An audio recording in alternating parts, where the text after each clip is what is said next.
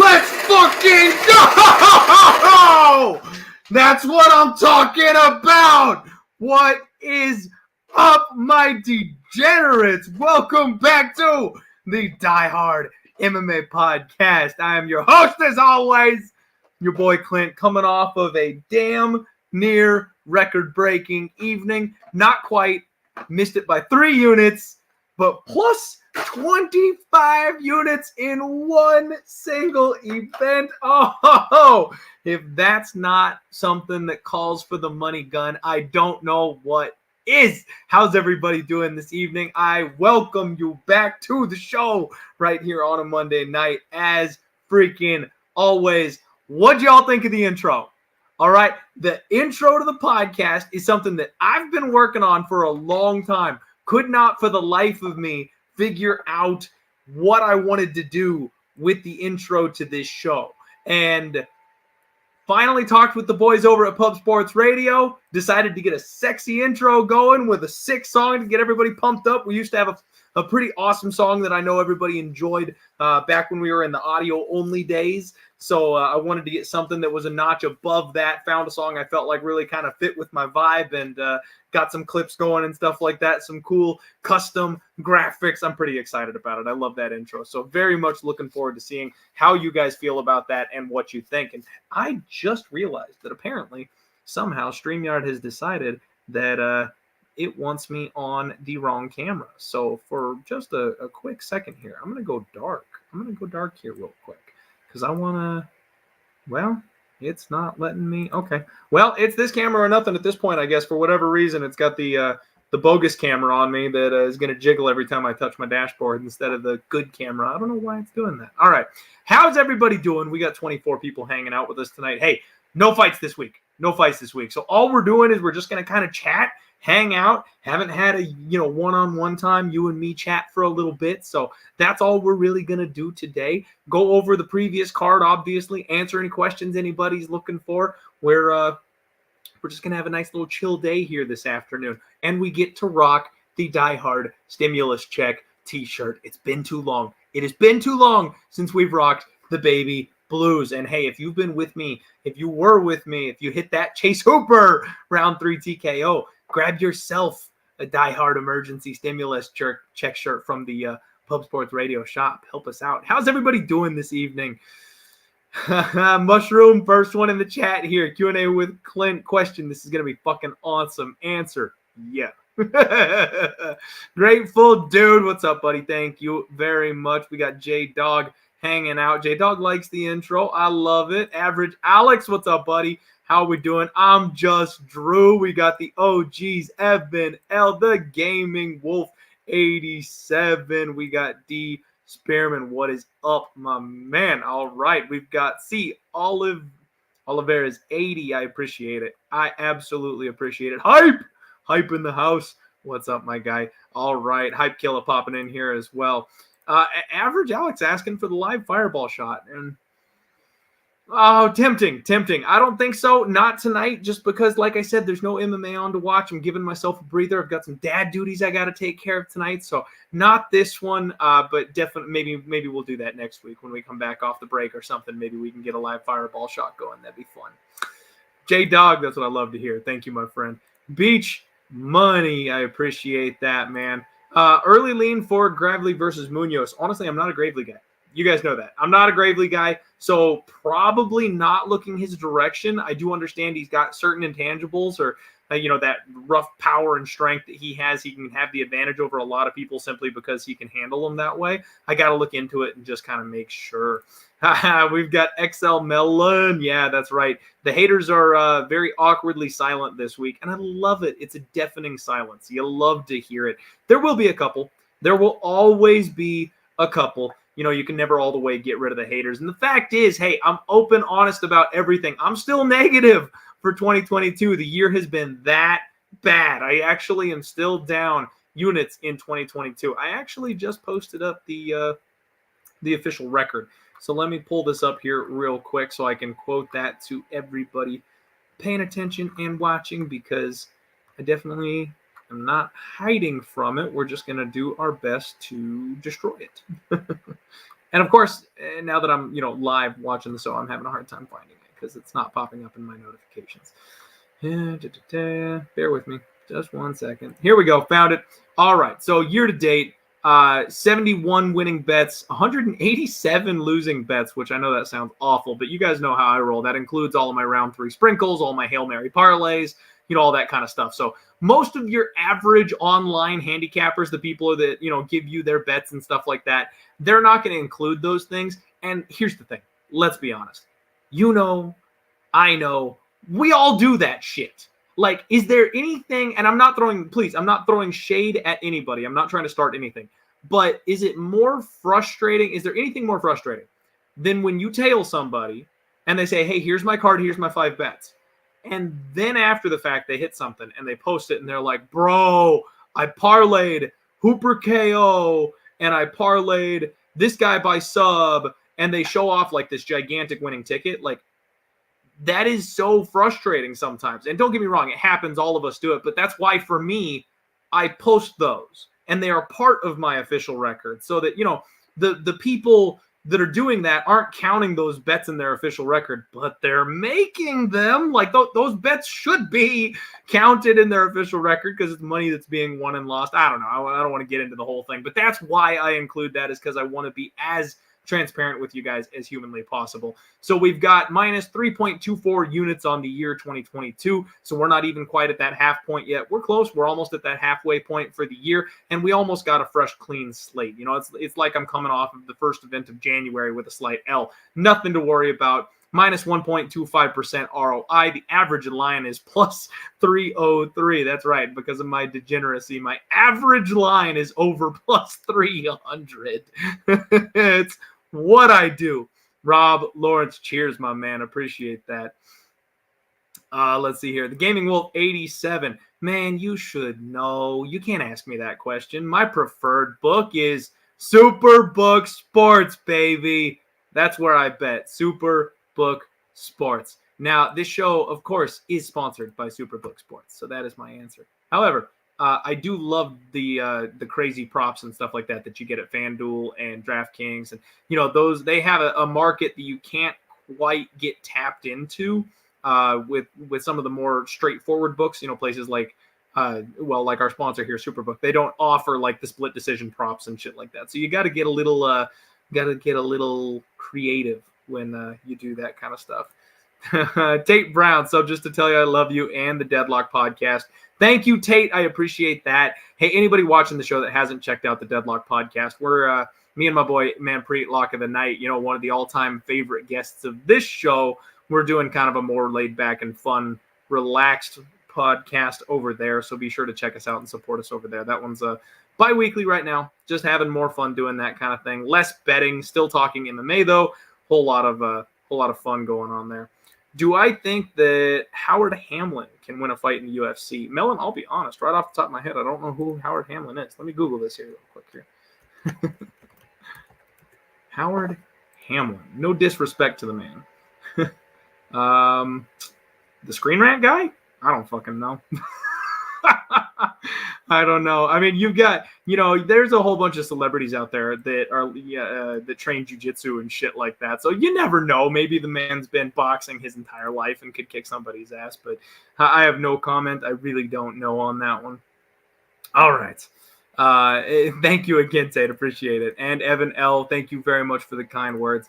Got to give a shout out here real quick to my man, the guy that's always right there, bottom ground zero, Michael Lunday, supporting me every single night in and out, no matter what. Of course, thank you again for the donation, my friend. It means an absolute ton. And my guy, Jared Biggs, best weed man in the business, sending me a donation because he tailed me on that Hooper by KO round 3. Had himself a night. That man had himself a night. So let's see here. What else? So I guess at this point, instead of just kind of rattling off and continuing to go on this kind of stuff, guys, it's been a long time since I've done this. I'm not used to having no strings attached. I've always got something I'm supposed to be talking about. So this format that we used to do where I would just kind of talk into the microphone, I don't do it that often anymore. So let me pull up the UFC card from last week, and let's just kind of talk through it. We'll go over the bets and stuff like that we made last week and chat about those one at a time. So first fight of the night was Sam Hughes taking on Elise Reed. And guys, that's my girl, Sam Page. I've been trying to tell everybody about Sam Hughes. Nobody was listening to me about Sam friggin' Hughes. She is so much better than anybody gave her credit for. She's got more raw talent than people give her credit for. And again, I'm not throwing shade at anybody. I love my guy, Cody Saftik. He's one of my all-time favorite bettors and gamblers in the space. I still listen to the Dogger Pass podcast every single week. But one thing that I noted that I think a lot of people were missing out on is the fact that Sam's first, 3 fights in the UFC were against women who had massive judo chops. And she would go in for her body lock takedown. That's her biggest weapon, is that body lock takedown. And they would just send her flying. Every time Sam Hughes went in and got her hands on somebody, she didn't know how to counter the judo throws. So her first 3 opponents had massive success just kind of tossing her to the ground. She ended up on bottom instead of on top. And everyone's like, oh, she's a terrible wrestler. It wasn't the wrestling. It was the judo. As soon as she got an opponent that didn't have those judo throws, you saw what happens. Her wrestling is awesome. She drags you to the floor. She gets on top of you, and she beats your face in. And Elise Reed, I don't understand, people. Everyone was thinking Elise Reed was some massive, step up or something like that for Hughes. Not even close to the case. That was an approach where she could have used the exact same game plan she used in her last fight and just grind her way to a win. I almost made the round 3 for Sam Hughes an official pick. I believed and saw the Hooper round 3 far more clearly in my brain, so that's the one that I went with. But I was this close to also playing Hughes round 3. Glad she got it done. Big fan of hers. Looking forward to more good things. And hey, hopefully everybody else keeps sleeping on her. That's the thing. Sam Hughes is one of these underrated prospects who's going to be getting better, who's at Fortis MMA. We are going to be cashing some tickets with Miss Hughes if people keep on disrespecting her. Very much looking forward to it. Had 3 units on her at plus 130. And guys, that should have been like a 5-unit bomb. Obviously, right now I'm feeling really good coming off a plus 25 unit night. However, prior to that, I was not feeling very good. Confidence was extra low. It was a problem because I didn't have the balls to step in on that bet the way that I really should have. It should have been a 4 or a 5 unit bet. I was exceedingly confident on Sam Hughes. It was the same thing as when Ion Kutalaba fought Superman Span. My Span bet should have been massive. I didn't make the bet. I didn't take advantage of the line because I just don't have the self-confidence at this point the way my year has been going. That problem's been fixed. We're going to be hammering spots that we like going forward now that we've reset the clock. Second fight of the night, Chase Hooper taking on Felipe Colares.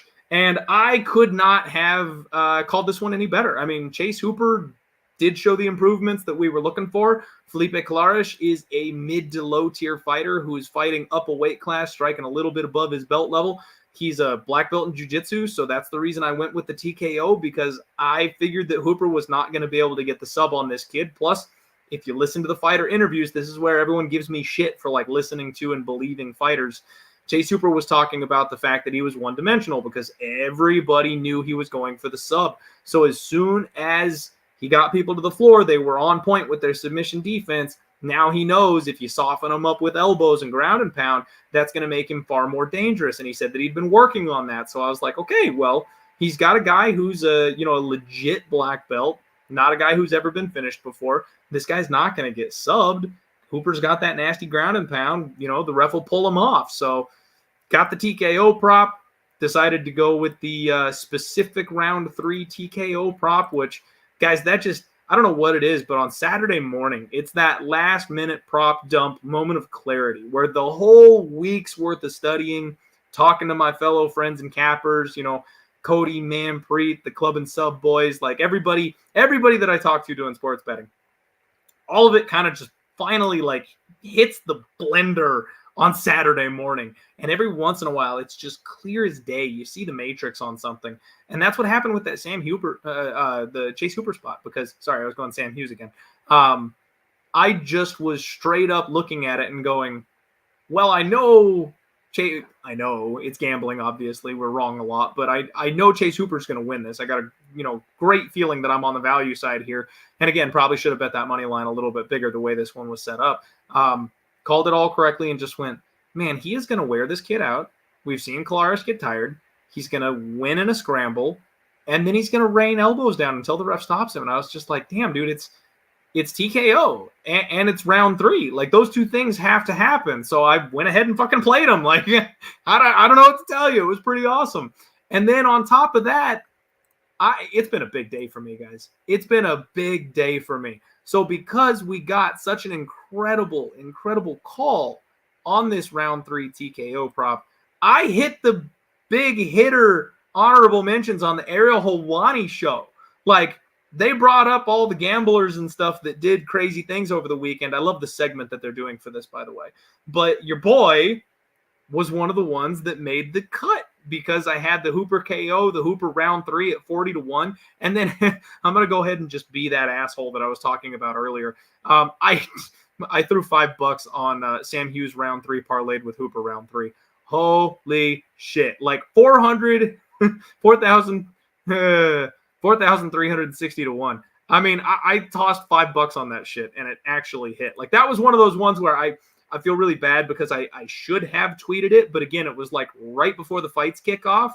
I was like, fuck it. Like, I was almost going to bet Sam Hughes round 3, had the idea, didn't make the cut. I'm really confident in Hooper round 3. So it was just kind of one of those what the fuck type of darts. I was like, all right, like, let's go for it. And holy shit, it hit. So that was not supposed to happen. I have done that many a times where right before the fight starts, or if we're like halfway through the card and I'm having a rough night or something, I'll just be like, this guy round 1, this guy round 3, this guy round 3, this guy round 3. Like, I'll, just $5 hoping for like a massive return. And this is literally the first one I've ever hit.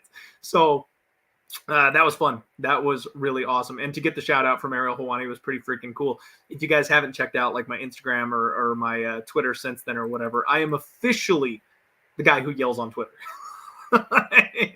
Ariel Helwani has seen my Twitter reactions, and I'm sorry, I'm gonna own the shit out of that. Like, I love that I'm the guy who yells on Twitter. I'm gonna like update all my bios and info, and that's gonna be what I am known as from now on.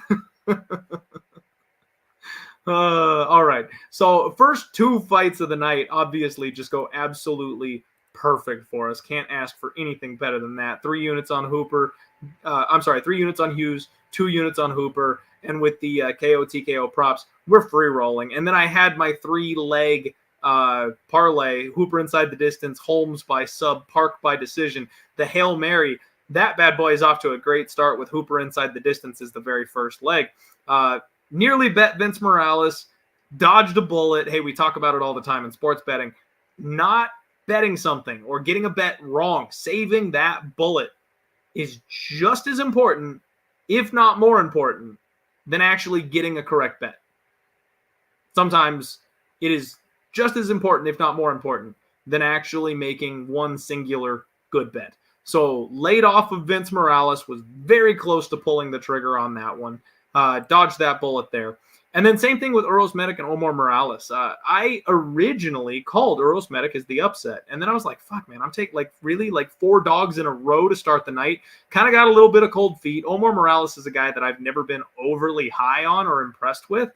Just haven't really seen it from him. But at the same time, he has been durable. His striking defense is good. And Uros is coming off of his UFC debut loss. And we don't really know how good he was either. So I was like, I kind of flopped over to Morales by the end of the week, and I thought, you know what? Like, if Medic comes out and is the round 1 monster, expect him to be, and Omar Morales is able to survive it, then we jump on Morales live. You know, we expect Medic to fade. We expect Morales to take over in the second and third rounds. Maybe we'll get a live bet here on this spot. Thank God for that strategy, because Uros Medic looked massively improved. This guy came out, showed some serious new wrinkles to his game, was not a round one fighter, took his time, and Omar Morales was doing a good job in that first round of managing the distance and managing the range. So he went into the second round as like a minus 200 favorite until he, you know, right before he got clipped right there at the end of the round. So there was no live betting of Omar Morales because he was either too big of a favorite or right after he got clipped at the very end of the round, he dropped back down to pick him. And I'm not about to bet him when he just got rocked. So dodged another bullet, stayed off, or left money on the table, not betting Uros, whichever way that you want to, you know, take a look at that. I did bite on Parker Porter.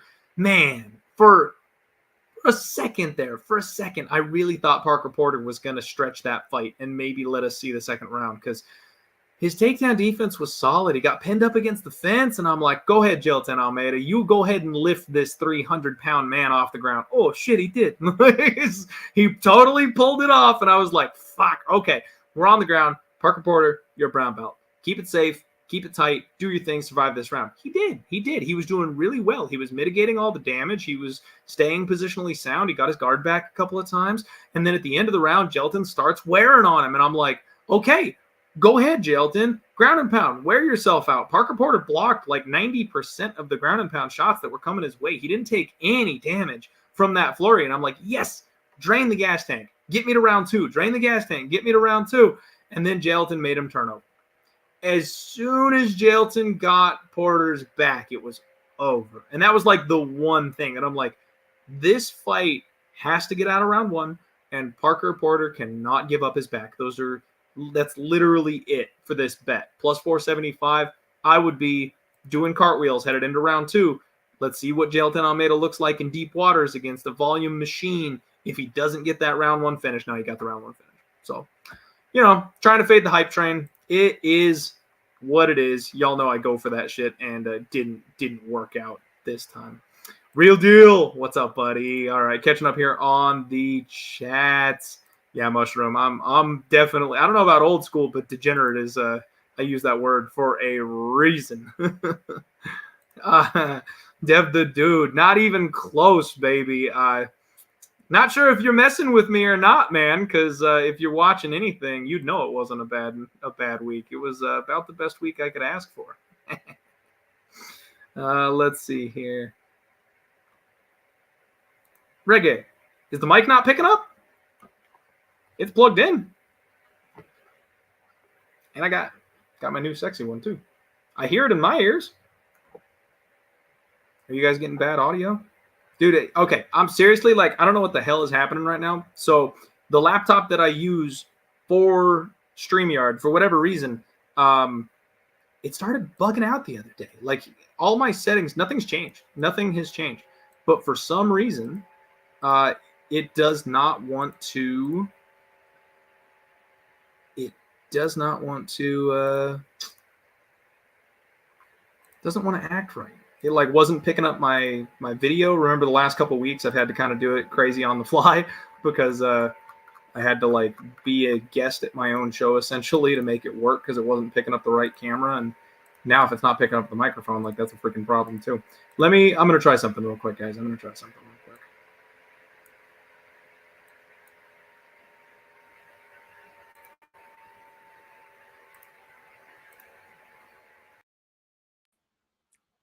Woo! All right. Hey, if that's working for you, I think I'm hearing an echo. Are you guys hearing an echo? Okay, I see everybody in the chat saying the mic is good. We can hear you. Mic is good. That shit's all good. Let me know if you can hear an echo because I've got an echo in my ear for some reason, and I don't want to be doubling up on the audio, obviously, for the rest of the night.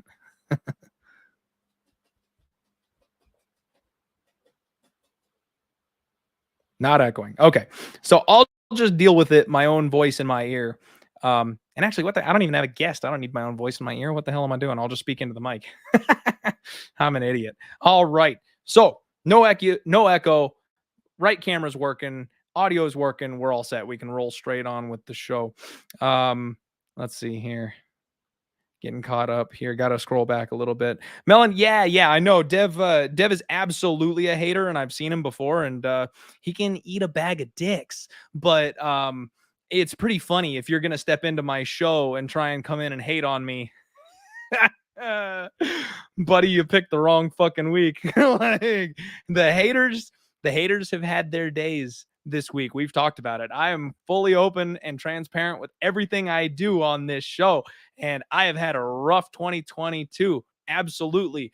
But if you're gonna step and you're gonna hate, maybe do it on a day that I don't get featured on Ariel Hawani's show. Maybe do it on a day where I don't damn near break my single night record of cash and tickets. Maybe don't do it on a week where I hit a 40-1 prop, call it like a boss, and give it out to the people for free. Yeah, any haters today you can just fuck right off. Hey, Effie MMA, any advice for a first year MMA capper? Bet small. Bet small. The number one key to sports betting, and I try to talk about this on the show, sometimes not often enough, is bankroll management. The reason I've been able to survive this 2022 on the awful run that I have been on is you have to bet size appropriately. Everyone wants to go out there and flash tickets, betting, $1,000 on this, and they want to score for 500K and get, that's what everybody is looking for. It is a case of keeping up with the Kardashians when it comes to sports betting. Don't let that bother you. If you're bankroll, if you're starting with $100, chop that thing down and only be betting like $2 or $3 a fight.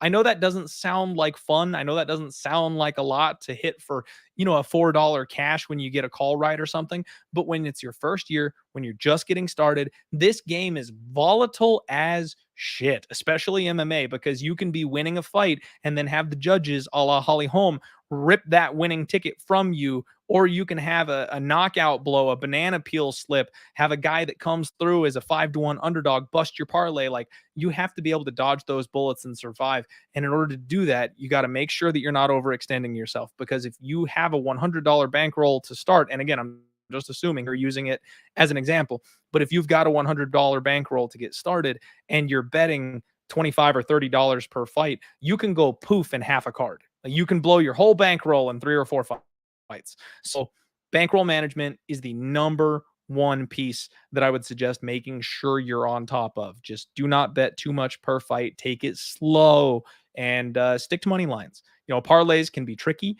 I would try and target spots where you're betting on a single fighter, a singular money line. That's going to have the best return on investment for you. Once you are, you've been doing it for a while, you got the bankroll management part of it down, then you can open up. Then you can start doing some props, do some crazy parlays. Like you can start having some more fun. But at first, make sure you've got the basics down correct, just like anything, just like combat sports itself. You want to make sure you got the basics down. All right. Hype. Yeah, he does seem like that kind of a guy. He really does. Let's see here. Yo Wolf is saying, I always bet small 2 weeks in a row, 45 paid out 1,300. That's it right there, baby. Low risk, high reward. I love that shit. That is what I'm talking about. D agreeing with that there. All right. Trying to get caught up. Hey, Leon. Yeah. Watching the game. Can't believe it's 0-0 at the end of the first. I know the Panthers are coming out firing, trying not to get eliminated. Vasilevsky's just an absolute beast. I'm sick of that guy. Yeah, you know what? Rick the Ruler is saying your first year is basically paying for your lessons. That's, when it comes to gambling, you either win or you learn. Because if you're not learning, you're doing it wrong. That's kind of the big key there. So if you lose, make sure you take a lesson from it. Absolutely. Oh, yeah, Kenneth. We'll get there. We'll talk about that main event. I know a lot of people got slaughtered on that. All right. So we're all caught up with the chat. Everything is good to go. And moving right along here. Next fight on the card was Joseph Holmes taking on Alan Amadovsky. The only thing we had was the Hail Mary parlay going into that one. Had Holmes by sub. And this was a lot like the Earl Smitic Jalen Turner fight, where I had the sub on that one too, where it was like, geez, if the ref stepped in, he could have stopped it. This very easily could have been a TKO. You got to get these bounces kind of coming your way sometimes. And that's what happened here. We got a good bounce. The referee didn't step in. He let the fight continue a little bit. And because of that, Joseph Holmes wasn't going to get that TKO. He figured that out. He grabbed the neck. Exactly what you should do is exactly what these Brazilian Jiu-Jitsu first type of fighters always tend to do. They default back to the subs. And that's why I like to play the submission props on them. They can win by knockout, but when all else fails, they grab the neck. So we get lucky there. Checks off that the second leg of our Hail Mary parlay. Feeling really good going into the main card. Not a whole lot of action on the rest of this thing. Thank you very much for the dono, my man. Forget the haters, bro. Maybe $10 will pay out $500 next week. That's right. Appreciate the $9.99, the $10 dono here. Those go to Pub Sports Radio, keeping the lights on, making sure we can bring free sports betting content to you every damn day. Main card for this one, I felt really good about this. So I channeled my inner lucrative MMA. If any of you guys know lucrative MMA, he's maybe the sharpest gambler in the MMA space today. Like, he is always finding these spots. To quote the great Peter Loshak, if you guys watch Jimmy the Bags show, Pete Loshak always talks about the low-hanging fruit. And those are spots that you can just make a killing if you find the low-hanging fruit. There are certain spots that they're just not going to lose. Like, outside of a freak accident, they're not going to lose. You could be getting value on like a minus 300 or a minus 400 spot. And that's what I did here. I parlayed the over 1.5 on Ji Young Park and Eric Anders with the fight doesn't go the distance with Joseph Holmes and Alan Amadovsky. I didn't bet the under 1.5 on Joseph Holmes and Alan Amadovsky. Obviously that cashed, but I'm like, there's just no way this fight is going the distance. No way this fight is going the distance. And same thing with Anders and Park. I'm like, I think this fight is going the distance, but, you know, Park has been working on his boxing. He hurt Gregory Rodriguez. Anders doesn't really like getting hit. Maybe there's, we've seen Anders head kick a guy in the third round before. There's a couple chances this thing finishes late, but there's no way it ends under 1.5 unless somebody like trips over themselves and breaks a toe or something, God forbid. So I parlayed the over 1.5 with the fight doesn't go the distance in Holmes Amadovsky, and that was a hammer for me, like 3.4 units to win 4 at minus 133. That came through swimmingly. And again, we were pretty much already guaranteed profit for the card because of the way that it started, and that sealed the deal. Like, that was my big bet for the night. Everything else was gravy after that. We got the over 1.5. And then Ji Young Park actually closed out the parlay. I know a lot of people that bet on Eric Anders. This fight was close, guys. I actually thought that Park did deserve it, although the value side, if you were betting this thing straight, was clearly Eric Anders. It played out tight. It played out close. I thought that Park hit him with the bigger, more effective shots, and Eric Anders kind of pinning him up against the fence and, grinding him and slowing him down wasn't really doing much. So I thought 29-28 for Park was probably the correct scorecard personally. Park by decision, it went to a split. So still kind of a miracle good bounce for us to go ahead and hit that. But we did end up cashing the Hail Mary parlay, which those don't come through very often. They're mostly there for fun. But when they do, they pay for the losses. 6 unit score there, 24-1, just put a little quarter unit on it. That's that, little risk, high reward type of spot that I absolutely love. So got that one and just absolutely loving life at that point. Black Panther saying he's got the under 6 goals and the Bolts money line. Hey, you know what? You're looking smarter than me because I did go ahead and take the over. The biggest thing was I took the over third period because in these elimination games, if anybody's up or down, they pull the goalie and it turns into a goal fest really late. So I sided with the over, but that under 6 is already looking pretty good. Conor McGregor in the chat asking Charles or Islam. This one's really tough, man. Like, I talk about how making the current sitting champion a dog is disrespectful, but Islam is so freaking good. I mean, I kind of want to like buy in on Charles Oliveira, but he's plus 200 for a reason, even though he's got the belt. Islam is kind of the worst case scenario type of guy for him to fight. Although we have seen Islam get pieced up when he doesn't get an early finish. Islam's not subbing Charles. Islam, I don't think he's not knocking out Charles either. So as long as Charles Oliveira extends this fight, I actually think that kind of favors him because there will be more striking exchanges in that fight. I'm going to say Charles. I'm going to say Charles retains the belt. I think he'll pull the upset there on that one. Now, if Islam grinds him for 25 straight minutes, that's really not going to surprise me. But I do think that Charles Oliveira, we just need to start believing at this point. You know what I mean? Officer, what's up? Took some hits last week. Look forward to this card. Yeah. I mean, we got a week off this week, which is painful for us degenerate bettors. These weeks off, they're good for the brain. They are good for the brain, but they suck for the heart because, yeah, I'm already getting itchy. Like not having to do my tape study and prep for this show on Sunday. That was nice. Tomorrow morning, I'm going to be like, fuck, I need some MMA to bet on. The 2-day vacation is about all I need. Yeah, Patty the Fatty versus DC. That kid knows how to blow up. That meme just gets me on Twitter where he gets fatter every time someone runs that filter over it. It's hilarious. Let's see here. Yeah, Leon, you know what? You're probably right. Like I think I got this game wrong. My hockey reads have not been the sharpest recently. Last year I destroyed the NHL playoffs. This year, not so much. Bazzi looks like he is on point tonight. So hopefully the Bolts just start putting goals in the back of the net and I end up getting like a 7-0 win. And then everyone can cash the money line. You know what? I thought Ponzi won. I really did. I thought he did enough, but it was close. Another justified split decision, I feel like. Kyle Kelly asking other MMA betting breakdown shows that I like. So most of the MMA betting breakdown shows that I like are your guests here on the podcast. You know, Andrew Goombas, MMA Lock of the Night. You've got Lucrative MMA. Those are kind of my core three that I personally listen to. And then, of course, Cody Saftik with the Dogger Pass podcast. These days, I don't have time to consume the way I used to. You know, when I first started the show, I was a fan. I wasn't the guy doing a show. I was a guy who listened to podcasts. So, like, when I first started, I listened to a whole lot more. And I have so many guests now on the show. I'm absolutely blessed with the people that come on this show and give us their time and talk through these bets with us. The Club and Sub. All the guys over with the Club and Sub. Sparring with Reality, John and Danny. And then, of course, Dan Tom with the Protect Your Neck podcast.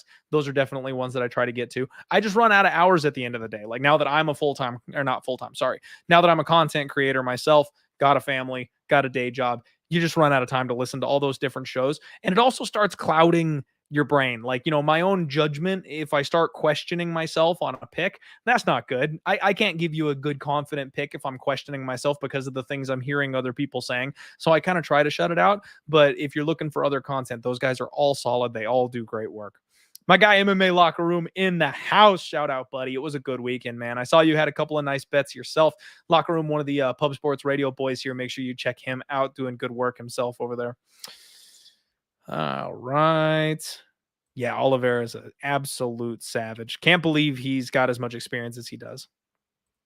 Does Michailidis win next week? That's an interesting fight. Michailidis is one of these guys I'm still not sure on. Like, I think he's got holes in his game. We just haven't seen them exposed yet. So maybe this is the opportunity to fade him.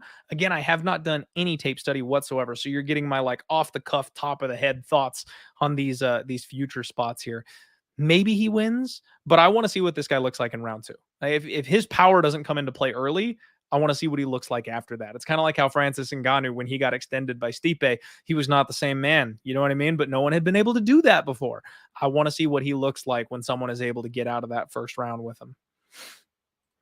You know what? Prince of Mischief asking what I'm going to be doing with my off time. I'm just going to be spending time with my daughter. Like I do this show, and people out there that don't have kids, you guys don't understand.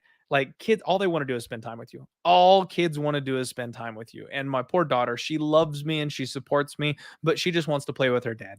You know, so when I'm having these types of down weeks, when it's a slow week, I'm a princess. I'll have tea. I'll hold my little pinky up while I'm cheersing with my daughter. And we like to play Mario Party. We wrestle. She likes to jump on the trampoline. We like to go ride her scooter. Like that's what I'm going to be doing. Pure dad life when I'm not doing MMA podcast duties. All right, Leon. Nice spots there. You did deserve the Ponzi, though. You did deserve the Ponzi. Absolutely. Whoa, Alejandro coming in. Cage Warriors has 2 cards. I was looking at the Tapology schedule. I thought KSW was the only thing running. Hey, if we got back-to-back Cage Warriors cards, that changes things. I love me some Cage Warriors. All right. Oh, thank you, Mushroom. Narco Cop. Yes, Lambo of the week. And see, that's the problem. Once I get started naming people, You leave people off the list. I don't mean to insult anybody. Narco Cop is a beast. I love that guy. We're going to get him as a guest on the show one of these weeks. He does the Lambo Plays podcast, which I love. It's that buy low, sell high thing. Everybody tying together crazy shit that should never hit, and everybody once in a while does, and make piles. That's some good stuff. Rob Lawrence saying, I was a hater before, never again, fellow Degens. See, Rob, that's what it's all about, man. It's us against the bookies. I love hearing that shit. And that's why, you know what? I try to follow the 3-strike rule. I try to give people the opportunities, because Rob is the perfect example right here of what we're looking for. Once you realize what it's about, like, I'm not claiming to be the best handicapper in the business. I'm not trying to sell you anything. Like, we're just MMA Degens having a good time here. Like, I'm hoping I can give you some good info. I'm hoping I can give you a good read or bring a guest on that knows what they're talking about and put money in your pockets. I would love to do that. But at the end of the day, we're just trying to have fun. So thank you, Rob. Happy to hear that. Glad to hear that you have come around. Mose and Blanchfield, Mobsar, Evlo have parlay minus 170. Yeah, I don't hate that. Just name value off the top right there. Kirby, the Holly Holm robbery stands really want to live in a world where stalling against the cage counts more than damaging head strike? Serious question. Yeah, no, Kirby, that's a valid question. You know, I would suggest that all you guys head on over to the Mayo Media Network after this and listen to Cody Saftik's roundtable at the end of that thing. Listen to his breakdown of the Anders and Juyong Park fight, and then also the Ketlin Vieira and Holly Holm fight. And I think it's just one of those things where people don't know what they want. You know, if you bet on Holly Holm, you're betting on that cage control time, but we have to adjust as gamblers. The judges aren't awarding that anymore. They're not awarding that. And I've noticed it over like the last 6 to 9 months. I've said it a couple times. The judges simply are not awarding blanket control the way that they used to. So since they're not giving you that blanket control, don't bank on it. Don't bank on it. And Holly was priced as though they were awarding blanket control time when that's not the way they're viewing these fights anymore.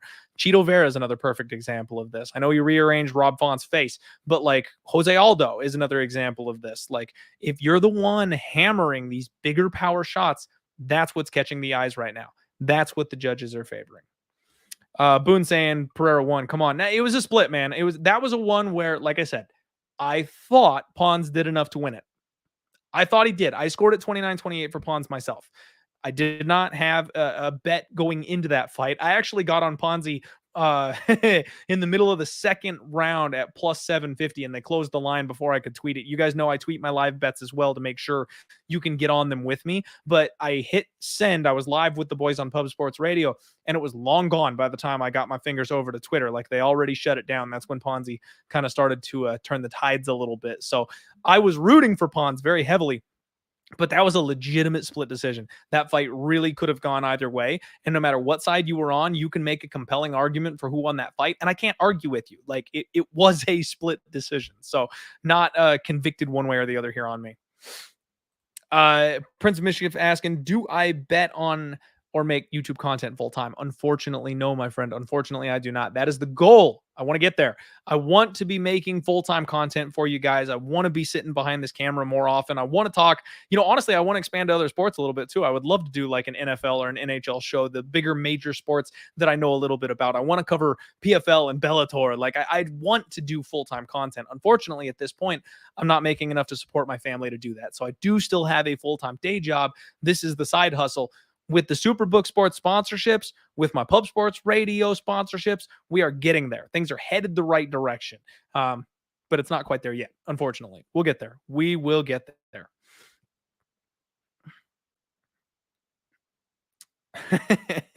Kyle asking how is Big Ben as a grandpa. He's my dad, actually. But yeah, he's good. He's good. Brian Kelleher is my little brother.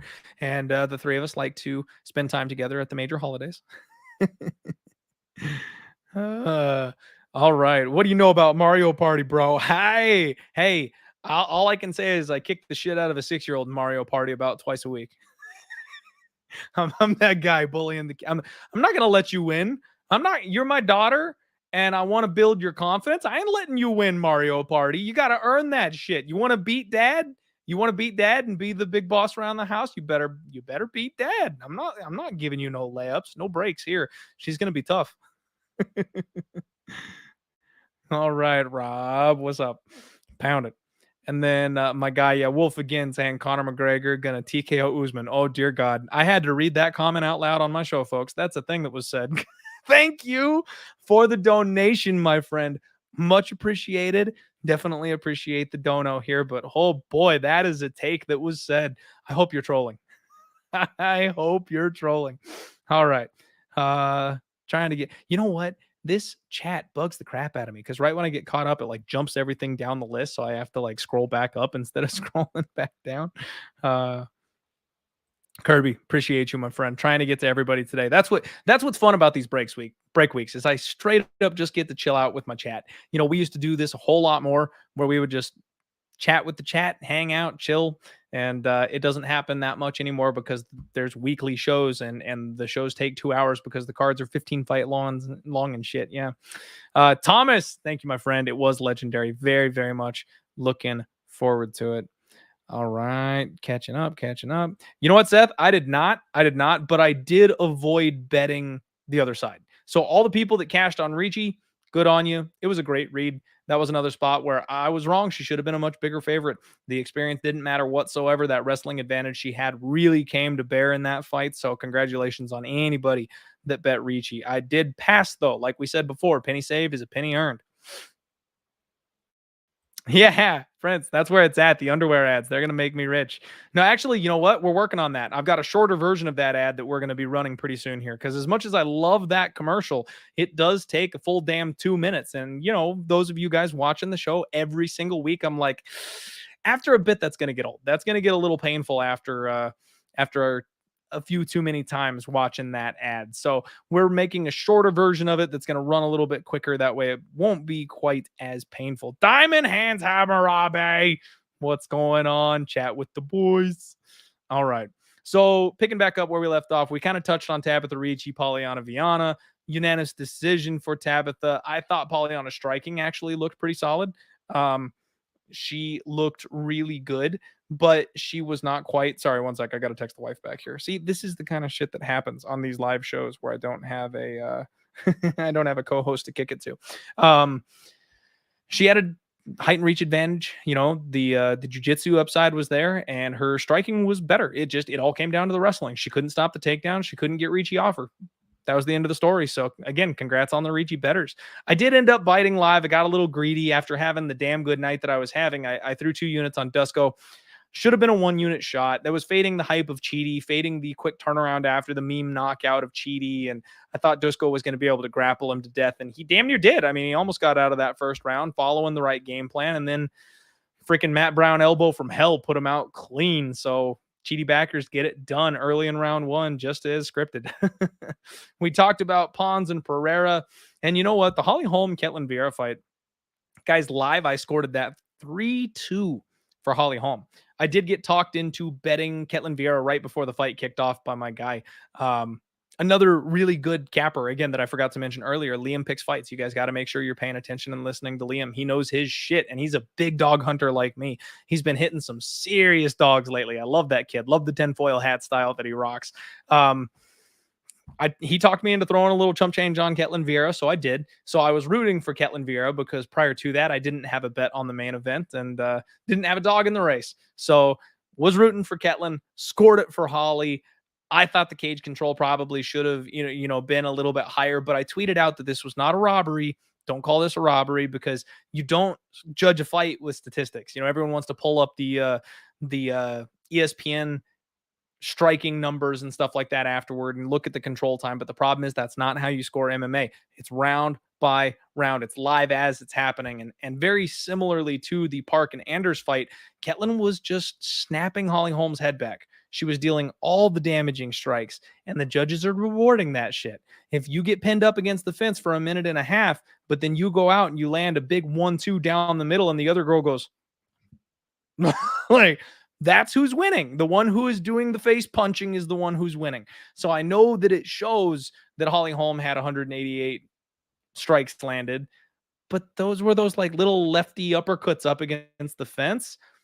And 3 or 4 of those was not even doing the same damage as one cross down the middle from Ketlin Vieira. Like, I'm sorry, it just wasn't. And then when they were in those clinch spots, Ketlin was landing some really nice knees. Like, she was counteracting a lot of that. So I think it was close.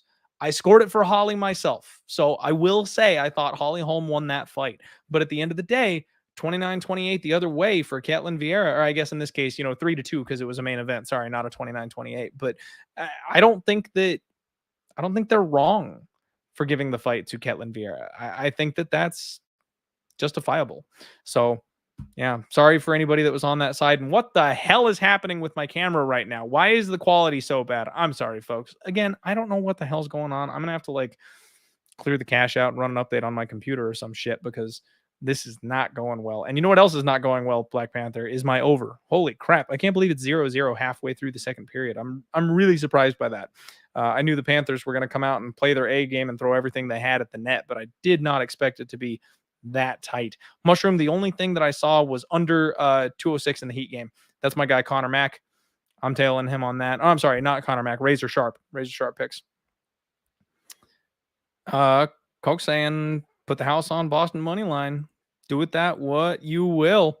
All right, catching up here. Yeah, Dirty Reg saying he fell asleep on the Holman Vera fight. Still haven't watched it yet. I mean, honestly, man, it wasn't as bad as you think. Like a lot of us were talking about how this was going to be a snooze fest main event. It got interesting. It got really interesting.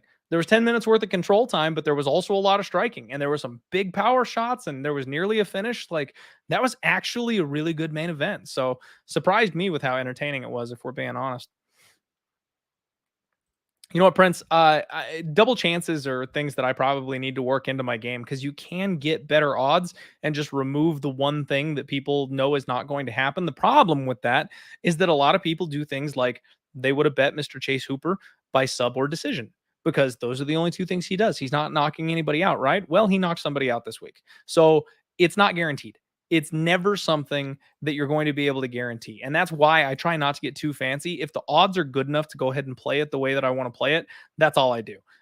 If the odds are too wide and I don't want to lay quite that much chalk, then I do the 2-legger parlay thing. So that's kind of how I manage bringing those things down. But I also think that on like DraftKings and FanDuel, they do have like the finish only or the decision only type of props. And I think those are worth taking a look at because you absolutely can cut it down that way where it's like Parker Porter decision only was like plus 200. And if the fight goes a full 15 minutes, then I think he probably is more live to win a decision than not. And that's a better spot. And then you get your money back if he gets subbed in round one like he did against Gelton Almeida. So yeah, I do need to work those types of things into my game. I really should. There we go. We got a goal. I'll take it. Now I just need 5 more. All right. Yeah, Kirby saying the bookies are often wise to the double chances and they don't give you too much value. Kind of like that as well. Yeah, for sure. Oh man, had Omar in both the parlays. That's rough, man. That is rough. Yeah, that kid, he's the first one to really shuck that Alaska FC curse that we always end up talking about. So, hey, damn good night. Just a damn good night for me. I mean, couldn't have asked for much better. Still a little bit negative, but going into the back half of the year, got plenty of room to wiggle. One thing that I do want to make mention of here real quick, guys, is I have a deposit code for you. I'm going to go ahead and put this in the comments down below or in the description after the show's over. But Thrive Fantasy, if you guys haven't checked this thing out, seriously though, it's like DraftKings and Prize Picks had a baby. Like I've been posting my picks on these things for people to kind of take a look at. And of course, on UFC Vegas 55, I swept the card. So if anybody tailed those things, it's pretty solid. But like here, let's just jump in this hockey contest as an example, right? So it's talking about the Tuesday hockey games, Igor Shesterkin, Ryan Strome. It'll give you fantasy scores instead of being like, picking a fighter like in UFC, where you just get that fighter's score simply based on how they do and you're rolling those dice. It's a specific prop, but they score it like a DraftKings fantasy lineup. So if you want to say that Igor is going to make over 29.5 saves, so if he gets 30 saves or more, you get 100 points here. And the values are slightly different because like here, Teravainen, if you're saying he gets under an assist in this game, that's worth more than saying he gets over 1 assist in the game. And then you create a lineup, you create a fantasy game lineup using props. So it really is like DraftKings and Prize Picks had a baby. It's really cool. It's really fun. This is Thrive Fantasy Sports. And I'm sorry, my dogs are going nuts here in the background. Apologize. if you guys want to go check them out, like I said, I've got tweets that I put out, but I'll put the link out again. I'll put it here in the chat for you. If you use deposit code DIEHARD, of course, DIEHARD, you get a 100% bonus match up to $100. And if you deposit $50, you get 2 free entries, 2 free contest entries. And if you deposit a full $100, you get 4 free contest entries. So nice little leg up there if you're going to get started on it. So I'll go ahead and put that here in the chat. It's freaking cool. Full transparency with you guys. Like always, I'm only ever telling you guys the truth here. They're not in Arizona, unfortunately. Zelda, will you quit? Will you quit? I'm on a show. All right. Do you want to see the people? What are you doing? Hush. All right, sorry. Zelda's going nuts. Link is outside the room because he always barks, so I know better than to let him be in the room here with me. You know what, Prince? There have been some of these like glove touch props and stuff like that. That's been a thing that I have seen before. Mark is asking, will Dana sign Brandon Langley? You know what? Isn't he with Bellator already? I mean, I think Dana White probably would, but I also think if I'm thinking of the right fighter, I think he might be a little too inexperienced, and I think Bellator's already got him. So Bellator's doing a good job with these homegrown talents these days. They are filling out their roster. They eventually are going to be a direct competitor with the UFC if they keep that shit up, and they do a good job of not letting those guys go. So yeah, Mushroom. Thank you. Like I said, I love these things. I really do love just like chilling, hanging out, chatting. We don't get to do it often enough. This would be the kind of thing that I would like to do if we, got to the point where I could go full time. If I could do this damn thing full time, then I would be doing more of these types of shows every single week because I would just have more hours in the day to do so. All right. Yeah, first blood props would be cool. Yeah, Simple Man, have Holt on every week till you lose, and then break a bad run. You have to do everything the same until you lose. Yeah, that's that. That's that. Suspicious. I'm not superstitious. I'm just a little stitious. All right. Evan L. Which UFC fighter made their debut in 2022 that you look forward to seeing in their career progress? Wow, Evan, coming in hot with the loaded questions. Now I got to think of fighters that made their debut in 2022. That is tough. You know what, Evan? I apologize, but none of them are jumping to mind right away. I'm gonna have to go back and actually like look at a list of fighters that started their careers here in 2022 because I have not paid enough attention to them. I'm going to need to go back and do some research. But a fighter that made his debut very recently and has been on the show before, and I'm super high on, Mr. Jefe, Jeff Molina, is fighting next week. That's the one bet I've already made going into next week, is I got Jeff Molina 3.1 units at minus 155. That line is already steaming the other way. Last time I looked, he was minus 165, I think. So if you guys want to rock with me on Mr. Jeff Molina, that is the one bet that I have looked ahead for and actually pulled the trigger on already for UFC Vegas 56. All right, guys, I think that's it. I don't really have much more else to cover with you. I don't have much more else to say because, again, I can't preview. You know what? I will run through next week's card and just give you right off the cuff, like what I think off the top of my head. No research whatsoever. And that'll be kind of your next card preview. That'll be the way we wrap up the stream. So Johnny Munoz Jr. taking on Tony Gravely. Gravely's minus 150 favored. Again, I'm kind of an anti-Gravely guy. Like, I look to fade him if I can, but I don't remember enough about Johnny Munoz off the top of my head. So that one I need to go back and run the tape on. If he's got a good gas tank, that's the key. Like, if you've got a guy that can counter wrestle, stand up, and keep going for 15 straight minutes, that's the guy that you want against Tony Gravely. So I got to look at Munoz, but he might be a dog I'm interested in. Aaron Blanchfield taking on JJ Aldrich. I love JJ. She's my girl. Have fun with her. Aaron Blanchfield, though, absolutely deserving to be the favorite, though this line might be a little bit wide. It might be a little bit disrespectful, but Blanchfield, she's my girl. Like, that's one of my big, like, up and coming prospects. I think I actually grabbed her stock. You know, me and Lock of the Night do our fighter stonks using Prediction Strike. I think I bought her stock already. So yeah, definitely in the camp of Aaron Blanchfield, though. That number is pretty big. Ode Osborne, Zaruk Adashev, And this one I've talked with a couple of my boys. MMA Kelton, another one of my guys. And then, of course, none other than Pub Sports Radio's Locker Room. Ode Osborne is a guy that they like already and have jumped on at minus 165. I probably need to do the same. Taking on Zaruk Adashev. Adashev just is not very good. Ode is huge at that weight class.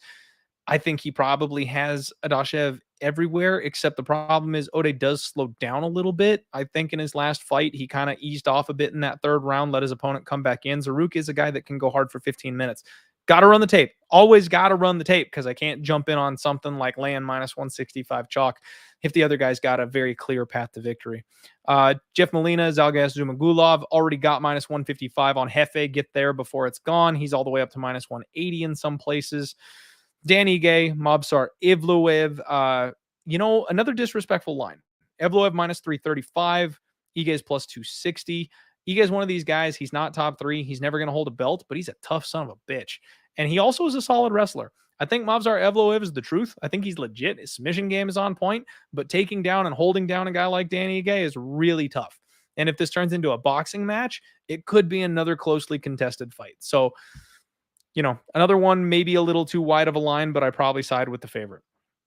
Unfortunately, we lost Damon Jackson versus Derek Minner. I was going to put my life savings on Damon Jackson. Hopefully he gets a new opponent. Alonzo Minifield, that is a joke, by the way. Always manage your bankroll appropriately. Don't put your life savings on anything. Alonzo Minifield taking on Asgar Musseroff. I don't know Asgar off the top of my head either, and he's a plus 120 underdog. I don't recognize that game, so I think, they called the goal off. Those bastards. They called the goal off. Asgar is a guy that, if he's relatively new to the UFC, it's one of those put up or shut up spots. Alonzo Minifield just is kind of capped as an athlete. He's a freak of nature, big, powerful muscle man, but he gasses out. So again, if you can kind of pick him apart and survive until later, you win. It's as easy as that. So got to look into Asgar, maybe a live dog. Alex De Silva and Joe Salecki, that's tough. Alex De Silva is a well-rounded, dangerous fighter, just kind of been on the wrong end of some stuff. Joe Salecki, on the other hand, I like Joe Salecki. The kid is a monster on the mat. I see that number coming down. Looks like people are interested in the dog there on De Silva a little bit. Minus 170 on Joe Salecki. Got to do the legwork. I think if Joe can take Alex down, Jeez, hiccups out of nowhere. If Joe can take Alex down and just kind of stay on top of him and grind him, he probably wins a 15-minute decision, but playing with fire with Alex De Silva on the ground like that. Stoltze and Benoit Saint Denis. I've been waiting, folks. I have been waiting for Benoit Saint Denis to get back to the UFC because in his UFC debut, they hyped him up too much. They put him against the wrong freaking guy, and he was a dead man walking in that fight. However, he is incredibly talented, and I think he's incredibly strong, and he's obviously got heart. Took a beating for 15 minutes. That fight should have been stopped. So if you got a guy like that takes a little bit of a step down, fights some lesser opponents, he's going to be a money train. I like Benoit Saint Denis, and I got to refresh on Stoltze a little bit, but I'm pretty sure I'm going to bet Benoit Saint Denis. Might need to do that one sooner than later, too, because I think people will see and recognize that situation.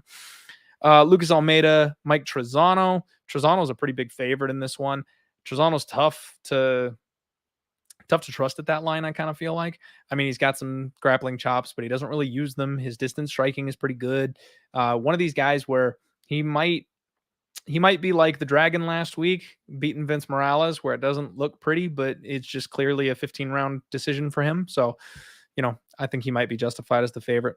Michailidis is back in the UFC, which I'm actually kind of shocked to see. I know he got his leg chopped off by Khalil Roundtree, but I'm a little surprised that he's back with another opportunity here. Don't know the name of his opponent, who's a massive favorite. So that's a spot that I always try to target. A debutant coming in over a guy that's fought at the UFC level once or twice before. Andreas Michailidis is a plus 230 underdog. So I've got some interest there just from a narrative perspective. But obviously, I got to look into who this Renat guy is before I can make any type of a decision, because it could just be like a UFC layup spot where they're like, hey, welcome to the UFC. Here's your first win. Stay undefeated.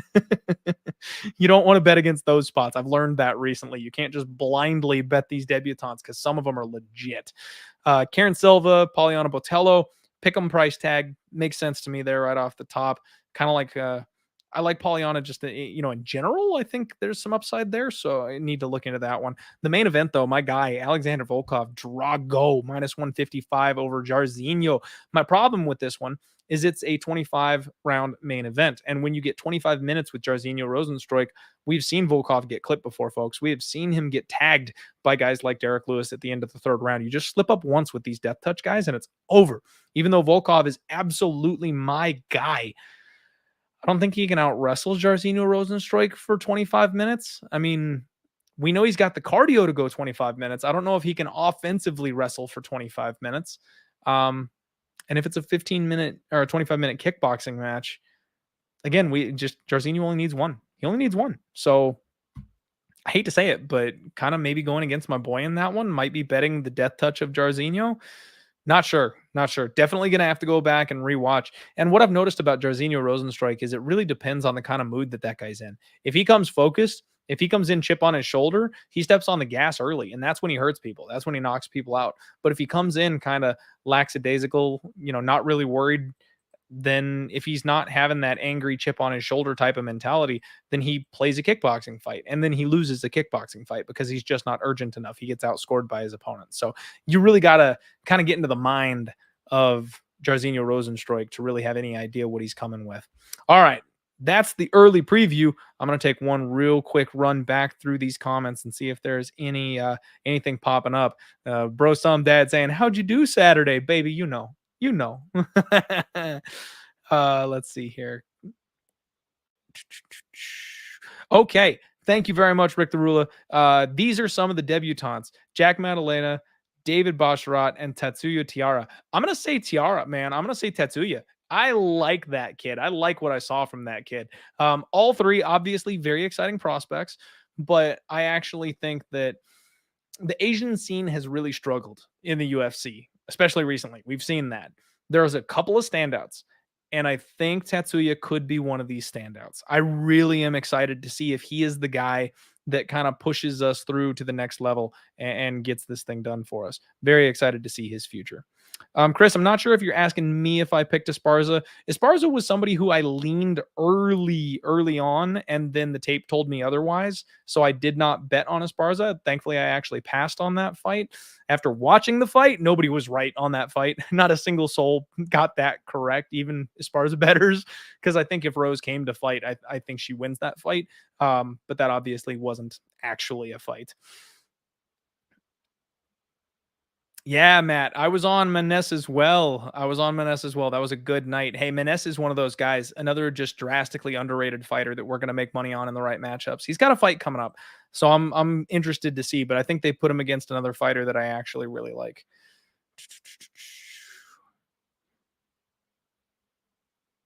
Mushroom saying, great show. Thank you, my friend. Appreciate it. We're going to get this wrapped up. Leon saying, check Twitter. I can't. I'm not in the middle of the live stream when I'm trying to wrap it up, buddy. I'll check it as soon as we're done. All right. Okay. So sorry, guys. I know there's a couple of comments about like the breakdowns and the fights and stuff down here on the backstretch, but I think we kind of have covered everything. And hey, Jared letting the people know, if we're rocking the blue shirt, then you know it was a damn good week. All right, everybody.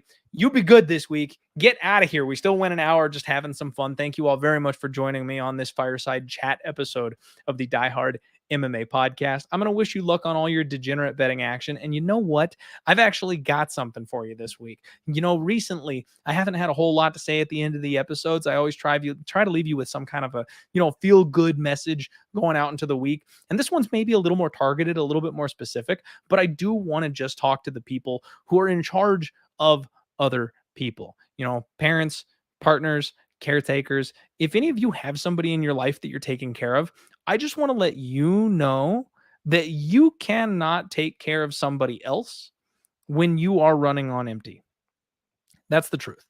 So if you're a caretaker, if somebody else is your responsibility and depends on you, you have no way of filling them up if you are empty.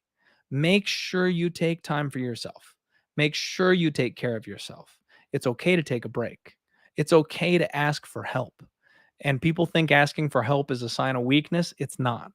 You must take care of yourself before you can take care of anybody else. Because if you don't, you're going to crash and you're going to burn. And then everybody's going to get hurt by that. So please make sure you take whatever time you need to get yourself right. And then you can focus your energy and your full attention on the people that need you. Make sure you take that time for yourself this week, everybody. We got a week off. I'm going to be doing exactly that. I'm going to be taking this week off and spending some extra time with my wife and child because I don't have as much to do when it comes to my MMA duties. I'm going to enjoy that. But then we are going to attack next week full bore. 2022 is going to be our bitch from this point forward. We're going to absolutely maul the rest of this year, folks. I promise you that. We already made a big old dent in it coming off of this past week, and we're going to make an even bigger dent in it going forward. And we got Chase Hooper going to TKO Usman. Now that I can get behind, baby. Let's go. Thank you very much for tuning in, everybody. Do me a favor and hit the like button on your way out the door, and I will see you all next week. Just wait until I announce next month's run of guests. All right. You've got a good one when Brett Apley breaking down the next card with us on Monday. But let me tell you, you thought the May slate was good? June is tasty for guests on this show. You're not going to want to miss it. Be good. Be good to each other. Have a great week. Let's roll.